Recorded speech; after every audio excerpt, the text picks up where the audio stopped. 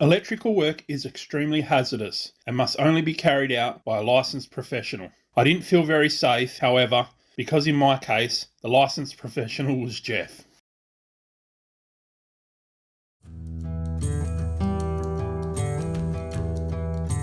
Continuing from part 1, we moved on to the wiring. But before we head into it, we're going to show a quick rundown on how the system works so it'll be easier to follow. The system can be broken into 3 categories: devices that generate a charge, batteries to store the charge, and items that draw a charge. As these items will draw a lot of power and the My Coolman fridge will be running continuously, we can't power them from the vehicle battery. Instead, we will be powering the control box, travel oven, My Coolman fridge, compressor and additional tub lighting from an auxiliary battery. As these items will eventually drain the battery, the following methods will be used to keep it charged. First is the alternator. When the vehicle is running, the alternator supplies charge to the vehicle battery. And once the vehicle battery reaches full charge, the BCDC transfers any excess charge to the auxiliary battery. The second method is solar. When the vehicle is not running and there is sufficient daylight, the BCDC transfers charge from the solar panel to the auxiliary battery. And that's how the system works in a nutshell. Class dismissed. With the system explained, we can move on to the wiring.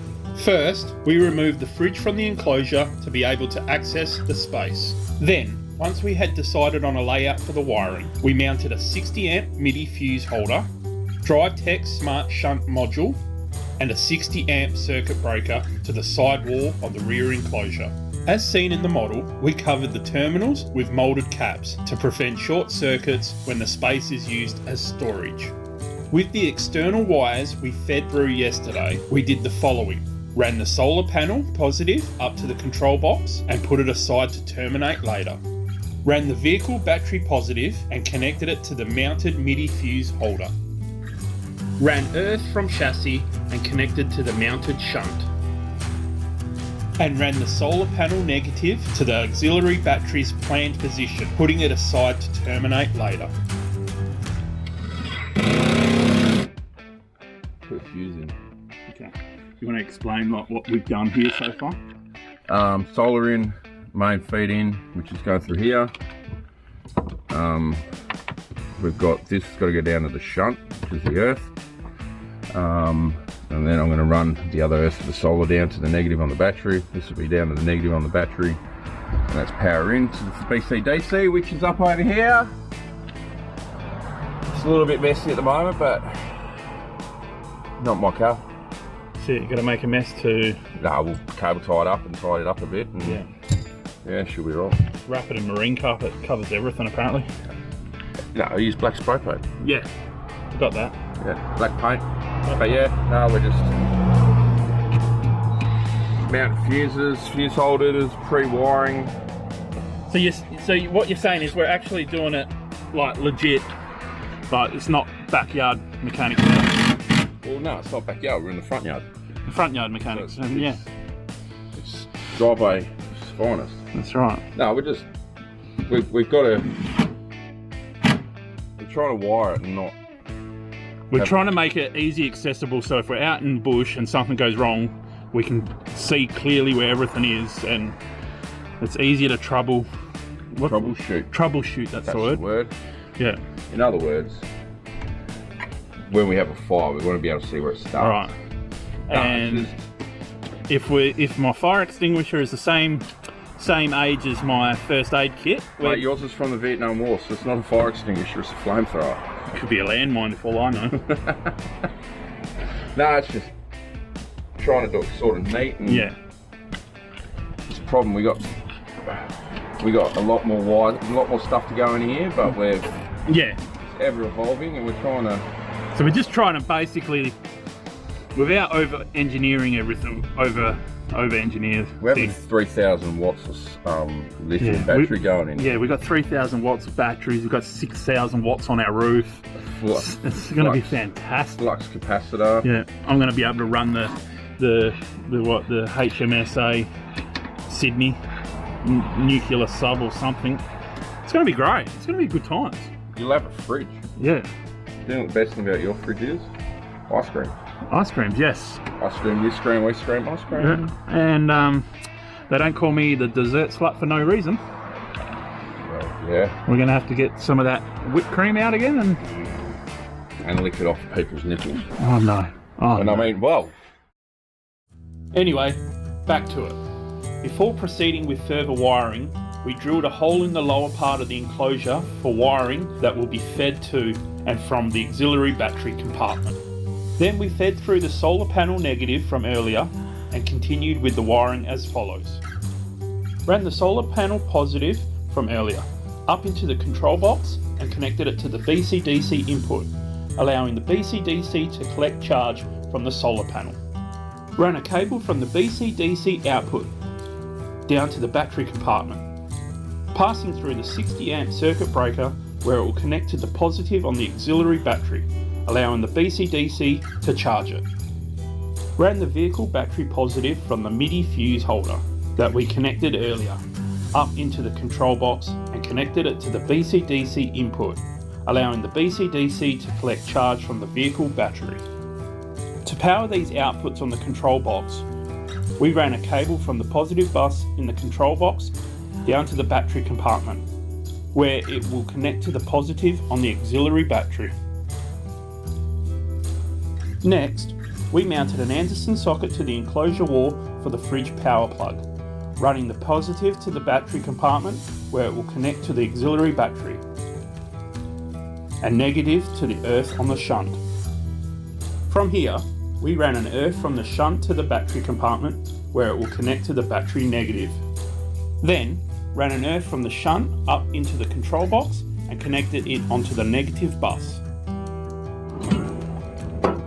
We're wiring up BCDC. I forgot what wire that is. That's wire power in. Yep, BCDC. We've got Mark's got to sort out a battery, and then we can power this up and we're good to go. Sort out the fridge. I drilled a big hole in his nice new drawers. The builder of his drawers is here and he nearly cried. As I will be acquiring the battery tomorrow, we finished up the last steps for the day. Instead of the standard voltage indicator, we opted to replace it with a DriveTech 4x4 battery monitor display.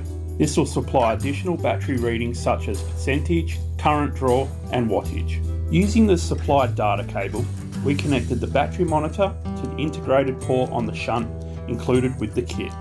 Now, onto the fridge power cord. We first modified the existing cord's length and ensured it would reach the fridge when the slide is extended. Then we plugged the power cord into the Anderson port and fed the IEC end into the fridge enclosure, connecting it to the fridge. So that's going to wrap up day 2 for our Triton 12 volt. Yeah. What do we do? Nothing. Nothing, that's right. Absolutely nothing. Yeah, we've done future proof, so we've wired up another fuse there for the future compressor. We've made it expandable. There's nothing worse than doing your 12 volt and then you go, okay, so I've done everything. Oh yeah, but now I've got to add this to it and add that to it. So you end up with, you got neat wiring and then you end up with an absolute mess. Yeah. And then when you have issues with it down the track, you go, well, where do I start? That's right, because it doesn't matter how much time you write on a piece of paper or you plan. Plans always change, so you can draw your diagrams and have your schematics and you can go like here, there and there, this is done there, but you do it 2 or 3 times and you add on to it and you go, suddenly it's gone from a few wires which are neat and tidy to an absolute shit show. That's what it looked like behind the back of the seat. It's like, we're going to do a nice, nice clean fit out, and then we just kept adding on. We've got it in, we've got solar, we've got fridge power, that's all we need. Oh, but now we need to run this. And then suddenly you have your problem with it not charging right, or voltage drop, or you've not used the right gauge cable. That was the biggest thing that I wanted to make sure that we ran proper gauge. Overkilled it. Yeah. Like when we could have run, 8 BNS, we've run 6 because it's bigger. Yeah. Just because it's allowing us just for that little bit of extra power. Yeah. Which you don't need, but it's good to have, and it's. Oh, that's right. We've set up for lithium as well. Yep.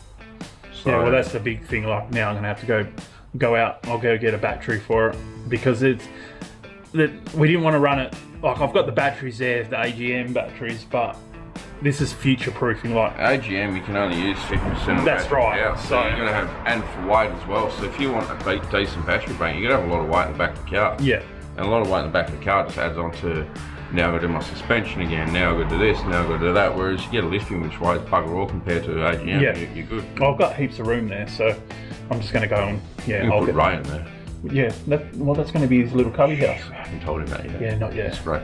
Ray, We've got the bed set up for him. That's your bed for you, Ray, right? But yeah, we've got your little storage box underneath. So. The worst part is it's all neat and tidy and it's hidden. Yeah, that's right. So. No one cares because I can't see it. It's like, oh great, spend all this time making it neat, and then no one was like, yeah. Stick a bit of wood over it, mate, you'll be right. Well, that's the main thing. I didn't want any wires visible. It's all clean.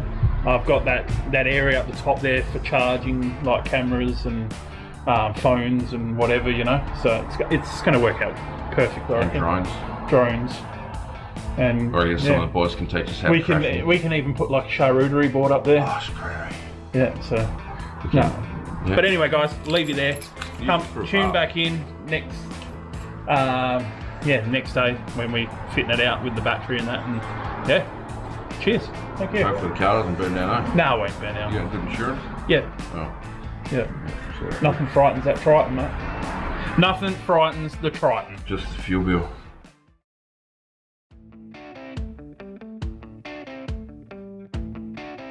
Well, good morning, guys. Day 370,000 stranded on a deserted island. That's right. So I'm here with my good friend. Say, good morning, Geoff. Good morning, Geoff. That's it. So yeah, today I've got my battery and we're just fitting the last bit of it up. What are you doing? You filming me, filming you? Just flog stabbing it. Yeah. So yeah, guys, got myself a 120 amp hour lithium battery, and we are gonna just plug it up now. Yeah, You're not allowed to touch electrics. I have been electrocuted once in my life, and we won't talk about that again. I said we're not talking about it. I'm going to conveniently change the subject and continue with the build process for the final day. Starting off with the installation of the auxiliary battery, we first fixed 2 strap loop brackets to the plyboard on each side of the battery's planned position, then placed the foam base that was supplied with the battery. For this build, we chose to go with the 12 volt 120 amp hour lithium battery from Adventure Kings due to its lightweight and long lifetime. Placing the battery in its compartment, we used a tie-down strap on the brackets we installed to secure it in place and prevent it from moving. From here, we moved on to terminating the wires we fed into the compartment yesterday, connecting the control box power feed, supply from the BCDC, and fridge power feed with a 10 amp blade fuse to the positive terminal on the battery. Then connected the negative from the solar panel and earth from the shunt to the negative terminal on the battery. Moving on to the power for the travel oven. We first separated the Anderson plug from the oven's built-in power cable, then terminated the corresponding polarities to the positive bus and negative bus in the control box, keeping the existing 15 amp blade fuse on the positive wire. Look, you ready? Watch that light, watch it, look. Bang! Next on the list is powering the air compressor. This will be done via a Dune 4-wheel drive 12 volt compressor vehicle mount conversion kit, which automatically toggles on and off the compressor via the trigger inflator. We began by mounting the kit's control module next to the compressor and plugged the power cable from the compressor into the Anderson port on the module. From here, we modified the dual core power cable for the control module, extending it to run behind the draw frame and up to the auxiliary battery compartment, where we split the 2 wires and added a 40 amp blade fuse to the positive wire, which we terminated onto the auxiliary battery positive. Then we ran the negative wire into the storage compartment and connected it to the mounted shunt. Now that we have the power to the compressor through the control module, the next step is to install an external point for access to the trigger inflator. To do this, we first drilled a hole in the front panel of the compressor compartment, then installed a male to female air hose bayonet fitting and connected the supplied transfer hose from the compressor output to the input on the control module. Then, utilising a transfer hose we ratcheted from an old compressor, we connected the control module output to the bayonet connector on the front panel, completing the install. This now allows me to use the compressor on demand by plugging the trigger inflator into the connector here, eliminating the need to access the compressor compartment. At this point, we were knackered and desperately craving the sweet embrace of an ice-cold beer. But we still had to install the interior lighting to finish the build. So, pushing on, we stuck adhesive LED strips to each side of the tub interior and modified the wires to reach their destination. We ran these wires from each LED strip to the rubber grommet at the bottom of the storage compartment, running them alongside the other wires over to the fridge compartment and up into the control box, where we terminated them onto one of the rocker switches, leaving the remaining rocker switches to power some future exterior lighting. Phew! And that's a wrap for the electrical side, completing my Triton bathtub build. We hope you maybe learnt something new or got some ideas for your own future builds. Stay tuned to see how it all turned out. Coming up next. Holy shit, I'm house dry from that. Where's my beer?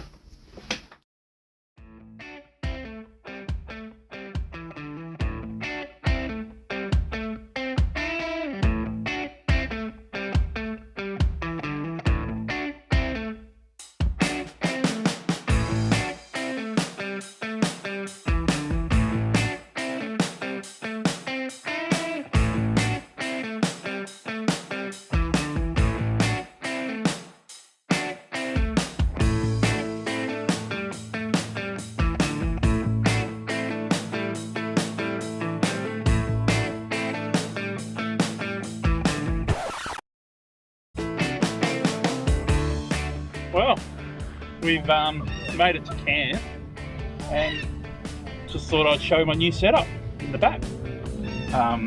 It's all done now, very happy. A few little mods and tweaks that we're going to do, but the rest of it is finished, completed.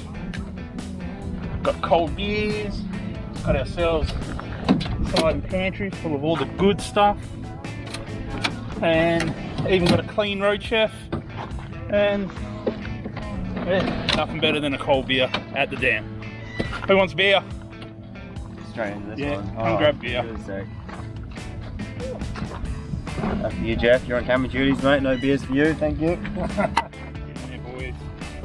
I'll take a bush soup for Aussie Day. Take the fruits of my labour. Yeah, guys, can't express how happy I am now to have a new setup in the back of the Triton, or the Tura.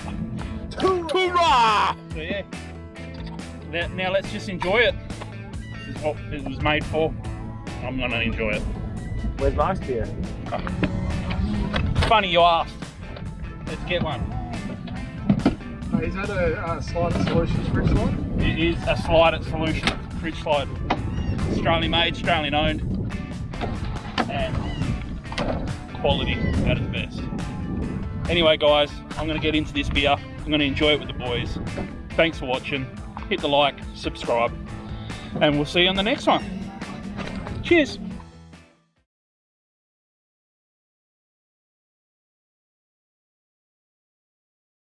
Yeah, so we're pretty much done with all the filming now, and like all the 3D models that you've done in the editing, spot on, mate. Awesome. Spot on, yeah. No, thanks, man. Cheers. We may have made a little change that we want to see if you can fit into the modelling.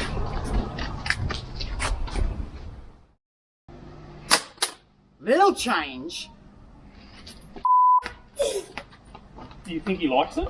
Ray, are you mad?